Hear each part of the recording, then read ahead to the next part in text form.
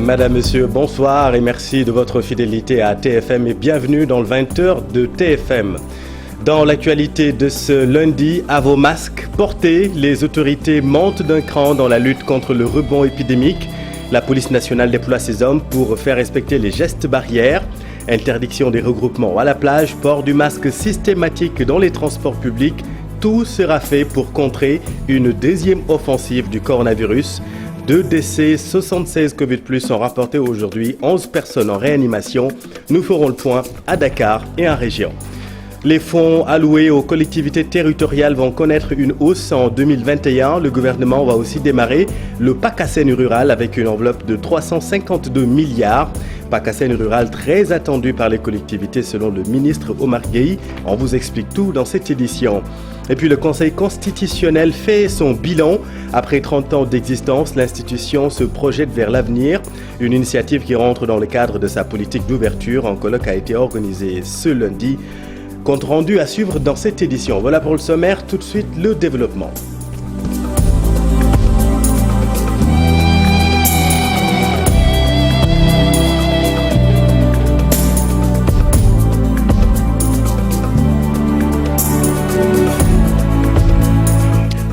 Mais d'abord, cette nouvelle que nous apprenons presque en même temps que vous, le corps sans vie du sous-préfet de Koulor, retrouvé inanimé dans sa chambre, Pape Ibrahima Ndiaye, a été retrouvé mort donc à Koulor.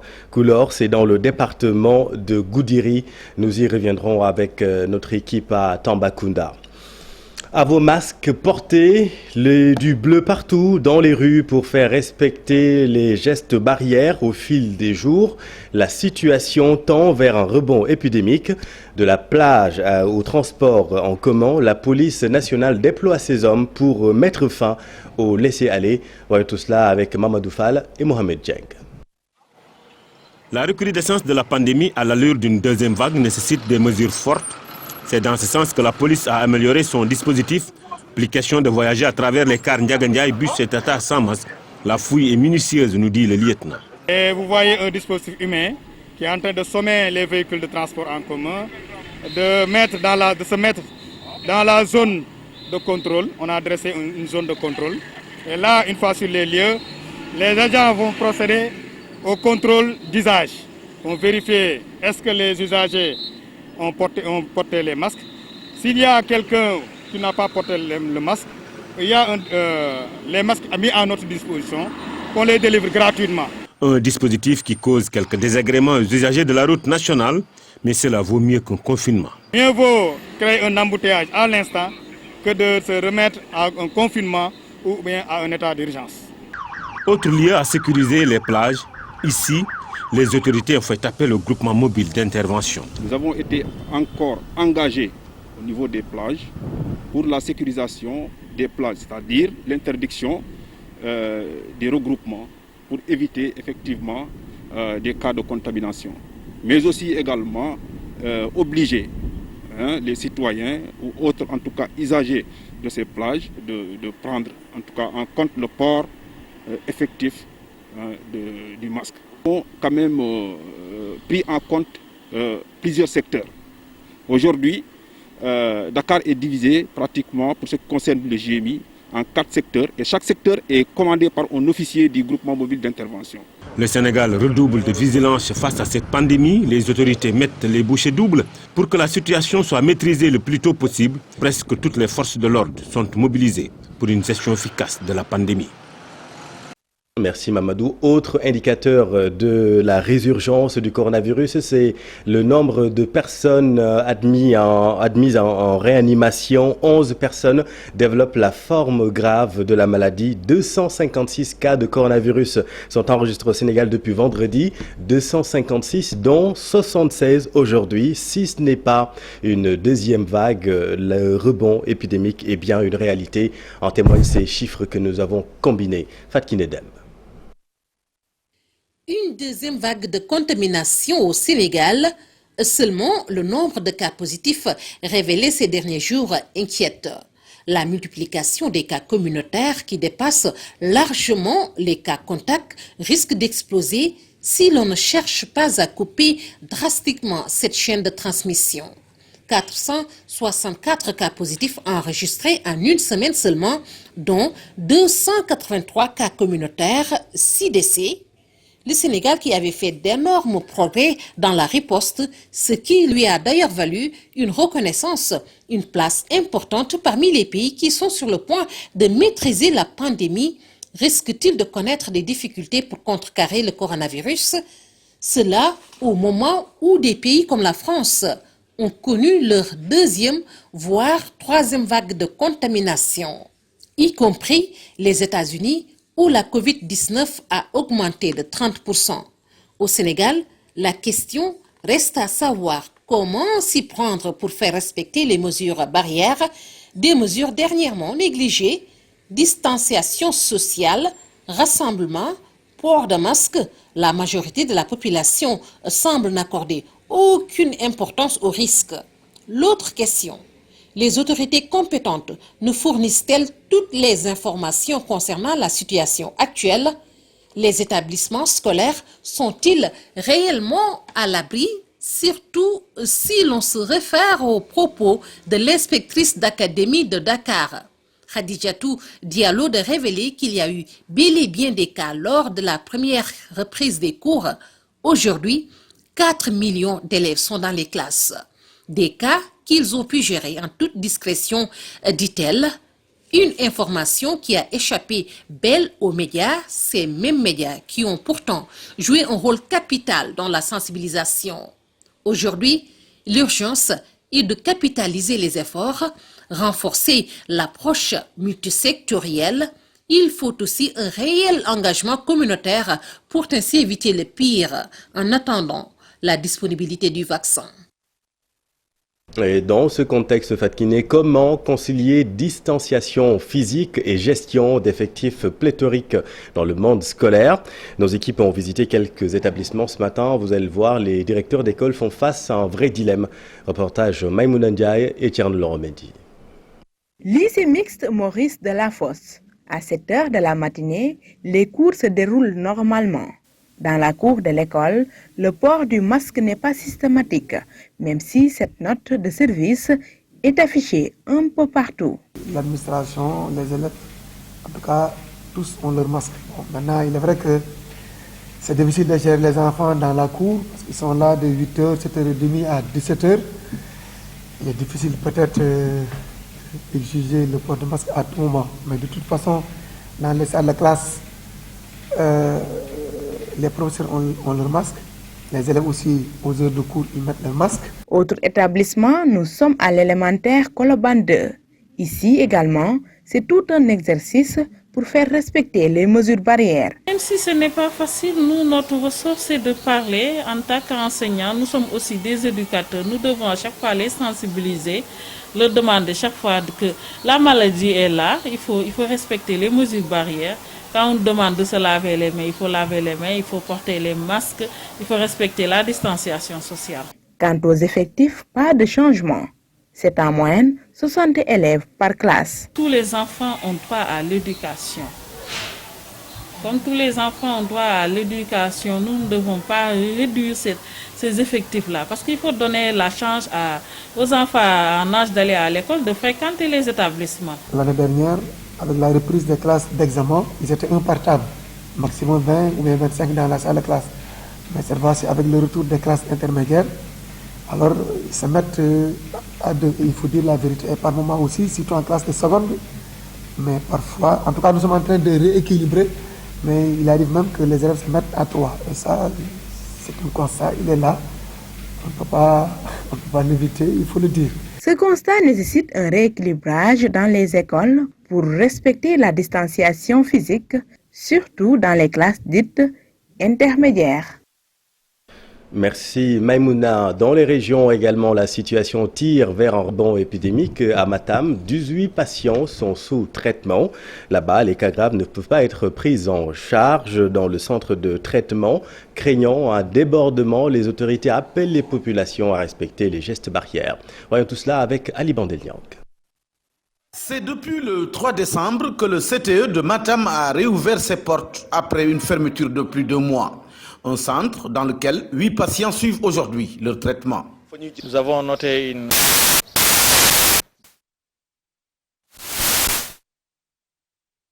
des deux villes, Matam et Ourossogui. Donc actuellement, nous sommes à 18 cas enregistrés au niveau du district sanitaire de Matam. Et 8 cas sont hospitalisés au niveau du CTE. Et les 10 autres sont suivis à domicile. 7 cas qui sont symptomatiques simples et 1 cas symptomatique modéré. Et les autres suivis à domicile, ce sont des cas symptomatiques simples à asymptomatiques. Avec 18 cas au total, la situation devient de plus en plus préoccupante. Une préoccupation liée surtout au fait que les cas graves ne peuvent toujours pas être pris en charge sur place. Il y a quand même le relâchement noté au niveau de la région et globalement au niveau du pays. Le non-port de masques, le non-respect des distanciations sociales, en tout cas la reprise des activités sans mesure de protection idoine. C'est ça qu'on a noté. Tout est en place, on n'a pas eu de problème. Nos agents sont sur place. Heureusement aussi, le CT de Matam a une particularité. Cela veut dire que toutes nos ressources humaines sont locales. On n'a pas de ressources humaines qui nous viennent d'ailleurs. Donc tout est sur place. Il suffit juste de s'organiser et revoir les équipes de garde pour mettre tout en œuvre. À l'heure où nous sommes, nous avons tous les intrants nécessaires pour le traitement de ces cas. À l'heure où nous sommes. À part aussi ce qu'on disait tout le temps, c'est la prise en charge des cas graves qui reste quand même tout le temps un problème qui est là. Mais tous les cas simples, modérés à sévères peuvent être pris en charge au niveau région. Face à cette propagation, les forces de défense et de sécurité imposent aujourd'hui le port systématique de masques, surtout dans les lieux publics. Autour du gouverneur de région, les autorités administratives locales seraient en train de peaufiner des stratégies pour stopper la chaîne de propagation du virus. Merci Ali. L'actualité, c'est aussi l'augmentation des fonds de dotation de la décentralisation et d'équipement alloués aux collectivités territoriales de 24 milliards 950 millions de francs CFA en 2020. Le fonds va passer à 26 milliards 700 millions. Une hausse significative a été également notée sur le fonds d'équipement des collectivités territoriales.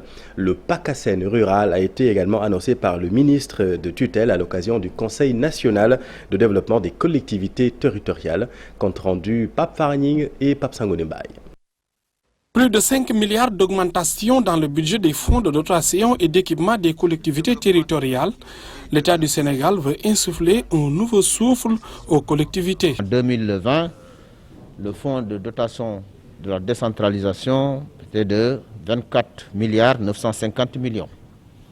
En 2021, ces fonds sont de 26 milliards 700 millions. En 2020, le fonds d'équipement des collectivités territoriales était de 29 milliards 658 millions 826 520.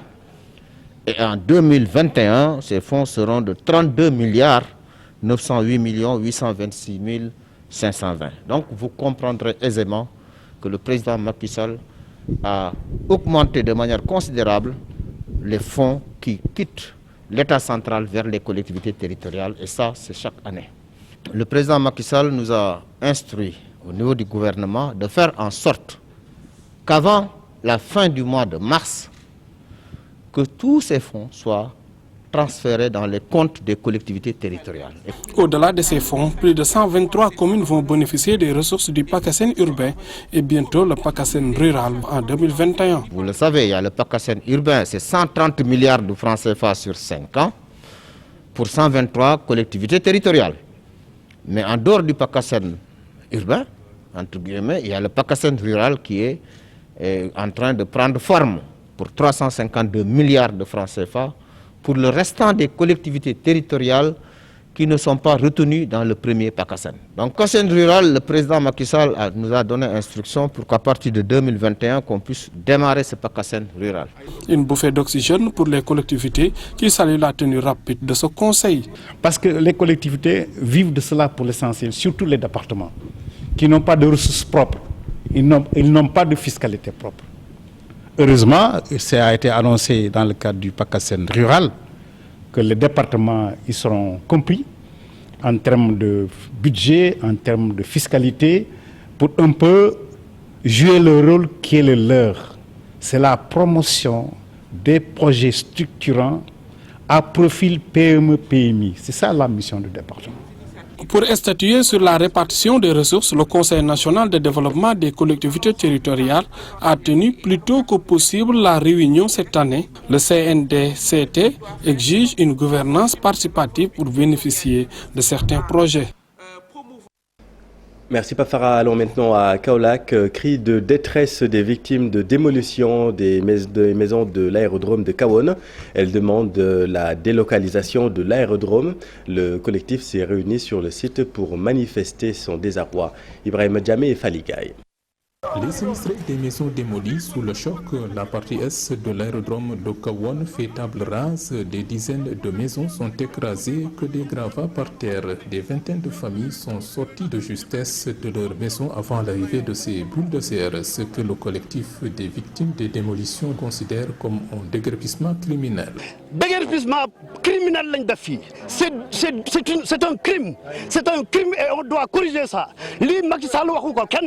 Ce déguerpissement est d'autant plus dur pour les victimes qu'il est intervenu en début d'année scolaire. Nombreuses sont les familles qui se sont retrouvées sans abri, provoquant la psychose totale. On est obligé d'aller voir leur professeur, leur maître pour expliquer la situation. Les enfants sont touchés psychologiquement. Depuis 3 jours, les bulldozers ont entamé ces destructions de maisons sous le regard impuissant de leurs propriétaires qui ne demandent ni plus ni moins que l'arrêt immédiat de la démolition et la délocalisation de cet aérodrome. On veut tous, toute la population qui est derrière moi, que les travaux de l'aérodrome s'arrêtent, que les démolitions s'arrêtent. Parce que l'aéroport ne peut pas s'ériger ici. Il ne peut pas s'ériger ici. Si un aéroport s'érige ici, tout Kahone va disparaître. Tout Kahone va disparaître, je vous le dis. Parce que les raisons de sécurité ne permettent pas à un aérodrome de s'ériger ici. Pendant ce temps, en tout cas, l'aérodrome est en plein chantier. Les travaux continuent. À côté, les éléments de la gendarmerie veillent au grain pour la sécurisation des opérations de démolition. L'actualité de ce lundi, c'est aussi cette évaluation du Conseil constitutionnel en partenariat avec la Fondation Konrad Adenauer. Le service d'études et de documentation du Conseil constitutionnel a organisé un colloque ce lundi. Objectif, faire le bilan de l'institution pour réadapter son fonctionnement au contexte actuel. Compte rendu Alassane Ba et Diafaraba. Après 30 années d'existence, l'heure du bilan. Le Conseil constitutionnel, comme je vous l'ai dit tout à l'heure, a initié une vaste politique d'ouverture. Parce que ce n'est pas parce que le Conseil ne s'exprime pas qu'il n'est pas à l'écoute des populations. Et le Conseil, pour mieux se faire connaître, a créé un site web qui est accessible. Et je pense que vous connaissez ce site web. Dans ce site web-là, il y a des documents très pédagogiques sur ce qu'est le Conseil constitutionnel, sur qui est membre du Conseil constitutionnel, quelles sont les compétences du Conseil constitutionnel, comment faire pour saisir le Conseil constitutionnel, quelle est la nature des décisions rendues par le Conseil constitutionnel. En plus de cela, vous avez sur le site l'ensemble des décisions qui ont été rendues par le Conseil constitutionnel depuis 1992. En plus de cela, le Conseil constitutionnel a ciblé certaines catégories de la population, de la société, pour les impliquer dans son fonctionnement. Comment est née cette justice constitutionnelle? Comment elle s'est développée? Des questions qui trouvent toute leur pertinence au vu de l'importance de ce rendez-vous. Tirer des leçons des expériences, au-delà des acquis, réadapter la démarche, faire face aux défis. C'est juste une démarche scientifique. On s'est dit qu'après 30 années d'existence, il est temps de s'arrêter pour analyser et se projeter dans le futur. Parce que si le Conseil n'a pas changé, son environnement national et son environnement régional a changé. Donc il est temps de s'arrêter pour réfléchir sur ces questions. C'est l'objet de ce colloque. Ce colloque va permettre de réfléchir sur le devenir du Conseil constitutionnel. L'institution délibère en matière constitutionnelle, électorale et consultative avec des décisions motivées. En politique, création d'une plateforme de réflexion et d'initiative à l'Alliance pour la République. L'objectif est de jouer un rôle de premier plan dans l'animation du débat public. Biram Faye en est le coordonnateur. Le voici avec notre équipe à Hambourg. En somme, il s'agira pour la TFR, la Task Force républicaine, de rehausser le niveau du débat politique, de mettre en lumière les réalisations du quinquennat et de se projeter dans le temps utile, le temps de l'action. Pour y arriver, la TFR aura pour mission de servir de cadre proactif de défense du Sénégal, du parti, du président de la République, président de l'Alliance pour la République, d'offrir un espace d'analyse politique, d'alerte et de veille, de contribuer à l'animation politique, de participer au débat public national et de formuler des propositions aux partis et à tous ces segments, mais également de travailler à la pérennisation de notre formation politique, l'Alliance pour la République. Les actions de la TFR auront pour finalité de créer un espace de rencontre et de renforcement de la franche et solidaire camaraderie entre tous les militants du parti, contribuer au renforcement de la cohésion et de la discipline dans les rangs du parti, contribuer à une meilleure appropriation des politiques publiques par tous les citoyens, participer au renforcement de la qualité des débats publics nationaux, assurer un rôle de force de proposition sur les questions d'intérêt national. Les apéristes veulent, semble-t-il, régir et donner le ton du débat public. Est-ce la bonne méthode pour promouvoir les réalisations du gouvernement?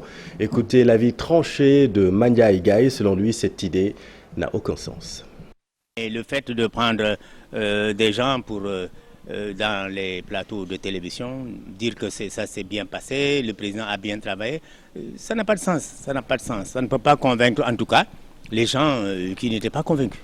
Ceux qui ont des doutes, ils demeureront dans leurs doutes parce que ça ne suffit pas pour les convaincre. Parce que le réel, c'est les militants, c'est les citoyens sénégalais, ce qu'ils vivent réellement. C'est ça qui peut attester un bilan positif ou négatif. Or, interrogeons les Sénégalais. C'est son travail qui montre s'il a réussi, oui ou non. Ça, c'est son deuxième mandat. Après son premier mandat, ce n'est pas maintenant qu'il va convaincre les gens pour leur dire cela, parce que le premier mandat devait annoncer déjà la couleur, que le bilan est sur la bonne voie et qu'il est positif. Je crois que c'est ça plutôt qu'il fallait faire, plutôt que de déployer une équipe à faire le tour des plateaux de télévision pour convaincre les gens. Ils ne seront pas convaincus parce que déjà ce qu'ils voient et ce qu'ils vivent ne peut pas les convaincre. Donc il faut faire autre chose que ça. Le chroniqueur Manja Igaï était l'invité de la matinale de TFM. Lutte contre l'immigration clandestine à Kafountine, dans le sud. 70 jeunes ont été formés aux techniques apicoles. Kafountine, vous le savez, qui est en point de départ des immigrés. Selon le maire de Kafountine, cette initiative vise à orienter les jeunes vers l'apiculture et la commercialisation du miel. Nous l'écoutons avec notre équipe dans le sud. Du Sénégal. Et nous savons que la commune de Kafountine est une zone de départ. Alors nous avons pensé qu'en initiant cette formation, nous pouvons non seulement sensibiliser les jeunes, mais leur offrir des possibilités de rester chez eux et de développer une activité qui peut peut-être leur permettre d'avoir des revenus additionnels. Vous voyez que ces jeunes-là viennent de tous les villages. Donc ça veut dire que le message est bien passé. Il y a beaucoup de jeunes qui voudraient participer à cette formation, mais compte tenu de la modicité des moyens, nous avons pris une cohorte pour une première phase, tout en sachant que d'autres jeunes vont être formés dans ce métier d'apiculteur. Puisqu'au départ, on n'était pas sûr de l'engagement des jeunes de Kafountine à ce projet. Mais voilà que nous avons réussi à faire participer un nombre relativement important de jeunes pour une formation en confection, en technique de confection de ruchettes. N'est-ce pas? C'est une première phase qui consiste à former les jeunes dans la fabrication de ruchettes. Et la deuxième phase va consister à les former en technique de confection de ruches et pour être opérationnels sur le terrain. Un siège régional, c'est ce que demandent à l'État les personnes vivant avec un handicap à Kaolack. Un siège régional pour permettre de prendre en charge les multiples revendications qu'elles ont eu à formuler. Suivons leur porte-parole, Maître Daouda Ndiaye, avec notre équipe à Kaolack. La haute autorité qui est prévue par la loi d'orientation sociale, c'est un fondement juridique. L'article 48 de la loi d'orientation sociale fait état d'une haute autorité qui sera chargée de voir les politiques publiques de l'État, de les suivre, de les évaluer. Mais depuis que la loi a été adoptée en 2011, jusqu'à présent, nous courons derrière cette haute autorité qui n'a pas encore vu le jour. Donc nous lançons ici et maintenant et solennellement, n'est-ce pas, cette demande afin que les autorités, les chefs de l'État puissent prendre les dispositions qui s'imposent pour prendre un décret portant la nomination d'une haute autorité. Et puis comme plusieurs localités du pays, Bombay fait face à un immense défi infrastructurel. Depuis les indépendances, la ville n'a pas réellement connu de grandes réalisations. Une association, Touba Chekanam, veut offrir à Bombay un cadre de vie plus avenant. Babacar Diouf et Nongonjai. Même ceux qui sont revenus après 40 ans d'absence ne se perdent pas dans les rues de cette ville qui ne cesse d'offrir son caractère rustique. Bombay refuse de se développer. Ses fils regroupés dans le mouvement Sokhali Bombay les astreint. C'est une synergie que nous avons commencé et nous comptons quand même déployer un programme qui dépend maintenant des commissions qui vont suivre. Parce que nous avons des commissions et d'autres commissions qui sont là, qui sont en train de concocter des programmes. Ces programmes seront regroupés, condensés sur un document qui fera l'objet d'un plan d'action. Donc pour le moment, nous sommes en train de nous démener pour essayer d'apporter notre pierre sur l'édifice de cette ville qui est tout au moins en retard par rapport à beaucoup de choses. Décision prise suite à un constat d'échec de la territorialisation des politiques publiques, du moins dans la commune de Bombay. C'est un programme, parce que l'environnement, tout le monde sait que l'environnement est une préoccupation majeure de notre pays. Toutes les villes sont sales. La ville de Bombay était sale, il faut dire la vérité. Bon, la mairie, avec ses maigres moyens, ne peut rien faire. Tout au plus collecter journalièrement ce qu'il peut faire. Mais nous, c'est à nous, comme une population, de nous investir et essayer d'enrayer ce phénomène qui gangrène l'ensemble des villes du Sénégal. Cette association s'est dans un premier temps attaquée au problème de l'environnement. Merci Babacar. Et puis fenêtre sur le monde, dans l'actualité internationale, les 17 millions d'électeurs ghanéens dans les urnes ce lundi pour élire leurs députés et un président de la République. La Côte d'Ivoire et le Ghana, les deux premiers producteurs mondiaux de cacao qui remportent une victoire contre un chocolatier américain portant sur une prime spéciale pour leurs planteurs. Et puis la visite d'État de 3 jours du président égyptien Abdel Fattah el-Sisi à Paris sur fond de protestation des défenseurs des droits humains. Daniel Diouf. Double scrutin législatif et présidentiel au Ghana. Plus de 17 millions d'électeurs dans les urnes ce lundi pour élire leurs 275 députés et un président de la République. Pour la présidentielle, 12 candidats sont en lice, dont le chef de l'État sortant, Nana Akufo-Addo, qui brigue en deuxième mandat. Vendredi, le président sortant et son rival, John Mahama, ont même signé un pacte de paix pour inciter leurs partisans à éviter toute violence. Près de 40 000 observateurs locaux et internationaux ont été déployés sur tout le territoire pour veiller au bon déroulement du scrutin. Des résultats attendus dans les prochaines heures. La Côte d'Ivoire et le Ghana, les deux poids lourds de la production mondiale de cacao, remportent une victoire contre le chocolatier américain Hershey. La bataille entre les deux pays et le géant américain portait sur la prime spéciale pour les planteurs, une prime imposée par la Côte d'Ivoire et le Ghana en 2019, une taxe qui s'élève à $400 par tonne de cacao, en plus du prix du marché. Elle est destinée, cette taxe, à mieux rémunérer les planteurs en Afrique de l'Ouest. La Côte d'Ivoire est le premier producteur mondial de cacao avec plus de 40% du marché. Son voisin ghanéen, numéro 2, avec plus de 20%. Et puis, visite d'État de 3 jours du président égyptien Abdel Fattah al-Sisi, arrivé dimanche à Paris, reçu ce lundi à l'Élysée par le président français Emmanuel Macron, pour faire le point sur plusieurs crises régionales dont la Libye. Les défenseurs des droits humains reprochent à Emmanuel Macron d'avoir déroulé le tapis rouge à un dictateur. L'Égypte qui compterait plus de 60 000 détenus d'opinion selon les ONG. À l'Élysée, on rejette ce que l'on qualifie d'accusation. La France ne conditionnera pas aux droits de l'homme sa coopération en matière de défense avec l'Égypte. estimant qu'une telle politique affaiblirait le Caire dans la lutte contre le terrorisme, a déclaré lundi Emmanuel Macron. Merci Daniel. Et puis en sport, Jaraaf et Teungueth FC vont redescendre sur le terrain pour les Coupes d'Afrique des clubs les 22 et 23 décembre prochains. Les groupes des qualifications à la Coupe du Monde de Qatar 2022, zone Europe connue à l'issue du tirage au sort. Et puis les équipes nationales U18 du Sénégal en quête de finale de l'Afro-Basket en Égypte. Une mission périlleuse pour les Lioncelles, battus ce lundi par le Mali. Le round-up de l'Actu Sport avec Cheikh Sadibou Diarra. Teungueth FC et ASC Jaraaf connaissent leur programme du prochain tour des coupes interclubs africains. En Ligue des Champions, l'équipe de Rufisque, vainqueur de Gambia AF 3-1 au cumul des 2 rencontres. Le 22 ou 23 décembre prochain, avant le retour au Maroc, le 5 ou 6 janvier 2021. Le vainqueur se qualifie pour la phase de groupe de la Ligue des Champions. Aux mêmes dates, au deuxième tour préliminaire de la Coupe CAF, Jaraaf accueille San Pedro avant le déplacement en Côte d'Ivoire. Le qualifié ira au tour de barrage de cette compétition. En Europe, les groupes de qualification à la Coupe du Monde Qatar 2022 sont connus.